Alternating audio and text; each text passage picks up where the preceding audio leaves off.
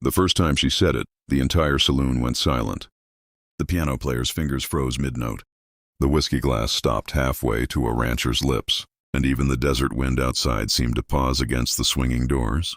She stood near the bar, skirts dusted with trail dirt. Sun-browned shoulders squared like she had every right to take up space in the town. That didn't quite know what to do with her.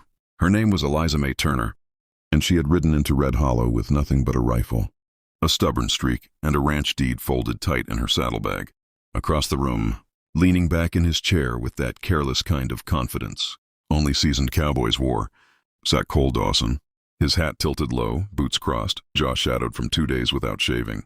He had a reputation that traveled faster than stagecoaches, quick draw, steady hand, and eyes that noticed everything.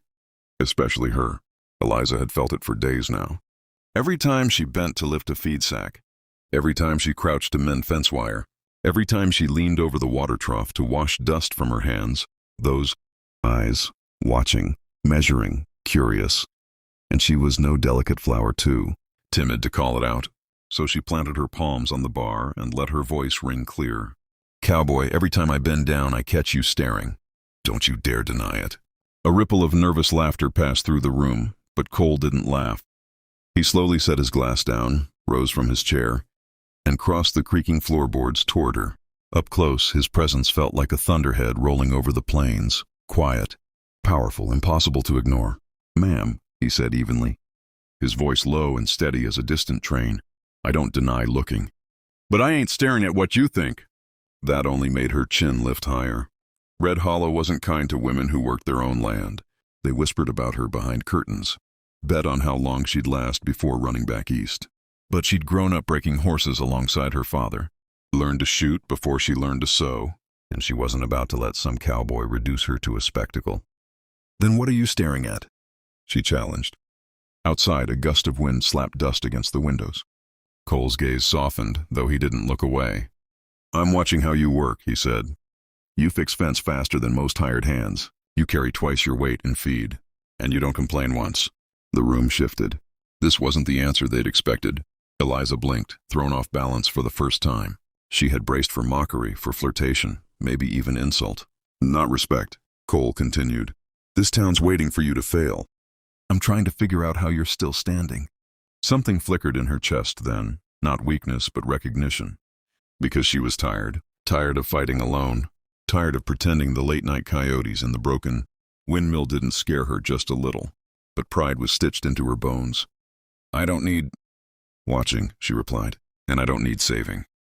Cole tipped his hat slightly. Didn't say you did. For a moment they stood locked in silent understanding, two stubborn souls carved from the same unforgiving land. What neither of them knew was that trouble was already riding toward Red Hollow.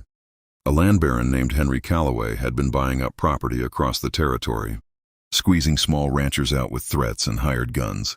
Eliza's land sat right in the middle of his planned expansion, and a woman refusing to sell? That was an inconvenience he wouldn't tolerate. 3 days later, Eliza found her fence slashed clean through and her cattle scattered. She didn't cry. She saddled up, and when she reached the northern ridge, she saw Cole already there, helping drive her herd back into line. He hadn't been invited. He hadn't asked permission. He had just shown up. Thought you didn't need watching, he called across the wind. She shot him a glare that couldn't hide the relief in her eyes. Thought you didn't stare. He smirked faintly. Guess we're both liars. Together they worked until sunset painted the plains gold.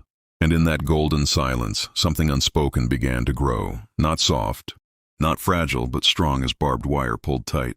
That night, as Eliza sat on her porch cleaning her rifle, she realized something important. Strength didn't mean pushing everyone away. It meant choosing who stood beside you when the storm rolled in. And as hoofbeats echoed faintly in the distance, too many to be friendly, she had a feeling the storm was closer than either of them thought.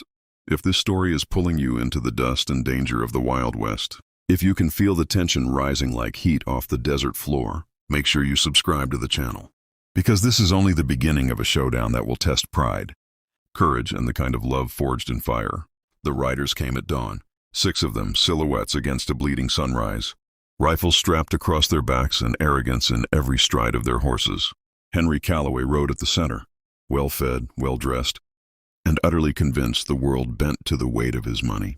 Eliza stood in her yard with boots planted firm, rifle resting easily in her hands. Cole stood slightly behind her, not shielding, not overshadowing, just present. Equal.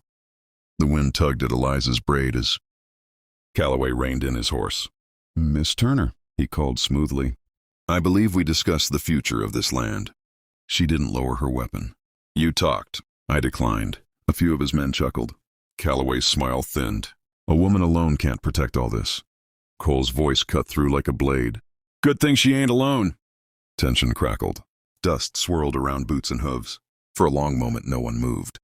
Then Calloway nodded subtly, and one of his men aimed at the barn. The shot rang out, splintering wood. Chaos exploded. Eliza fired back without hesitation, her aim precise, controlled. Cole moved like lightning, disarming one rider and knocking another clean from his saddle. This wasn't reckless fury. It was practiced survival. The fight tore across the yard in a storm of gunfire and shouted threats. At one point, Eliza ducked behind a trough, reloading with steady hands while bullets kicked dirt inches from her knees. Cole slid beside her. "Still think I'm just staring?" he asked, breathless but grinning. She gave him a sharp look. "Shut up and cover left."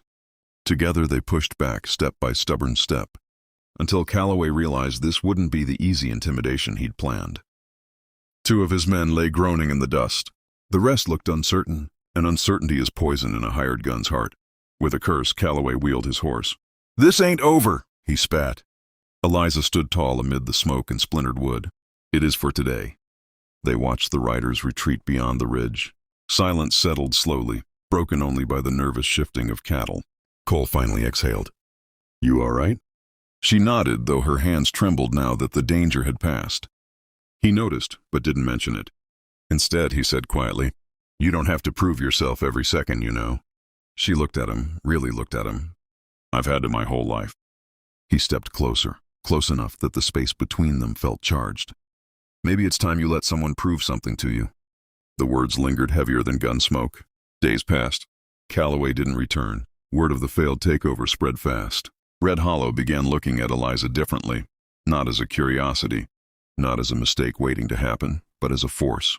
And Cole? He stayed, not hovering, not claiming, just building fence, fixing the windmill, sharing quiet coffee at sunrise. One evening, as the sky burned orange and violet, Eliza bent to pick up a fallen tool. She straightened slowly, catching him watching again. This time, instead of anger, there was a spark in her eyes. "You're staring," she said softly. He didn't deny it. "Yeah," he answered, "I am." She stepped closer, dust swirling around their boots. "And what are you looking at now, cowboy?" His voice dropped to a murmur meant only for her. "At the strongest woman I've ever met. And at a future I'd be a fool to ride away from." For once, Eliza May Turner didn't have a sharp reply. Just a slow smile that carried every sunset they'd survived. Out on the plains, strength wasn't about never being seen. Sometimes it was about being seen clearly, and standing proud anyway. Their story didn't end with gunfire. It continued in shared labor, in laughter echoing off canyon walls, in a partnership built not on rescue but on respect. And if you believe in stories where fierce independence meets unwavering loyalty, where love grows not from weakness but from equal strength, then make sure you subscribe to the channel. Because here, in the dust and danger of the Wild West, we tell stories that remind you courage isn't loud,